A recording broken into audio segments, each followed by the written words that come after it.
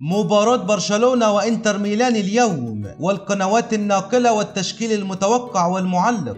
لكن قبل ما نبدأ في أي تفاصيل ما تنسوش تدعمونا بلايك للفيديو واشترك في القناة لو انت أول مرة تشوفنا. يفتح استاد مونتج ويك أبوابه لمباراة قوية ومثيرة بين برشلونة وإنتر ميلان مساء اليوم في ذهاب نصف نهائي دوري أبطال أوروبا 2025، حيث تأهل برشلونة لنصف النهائي بعد الفوز على بروسيا دورتموند بنتيجة 5-3 في مجموع مباراتي الذهاب والإياب. ويسعى برشلونة لتقديم كل ما لديه للخروج من المباراة بنتيجة إيجابية تسهل عليه مباراة العودة في إيطاليا. ومن ناحية تانية تأهل إنتر ميلان لنصف النهائي بعد الفوز على بايرن ميونخ بنتيجة 4-3 في مجموع مباراتي الذهاب والإياب. قبل التشكيل ما تنسوش تكتبوا لنا توقعاتكم لنتيجة المباراة في التعليقات. وإليكم الآن التشكيل المتوقع للمباراة كما هو موضح أمامكم في الصورة.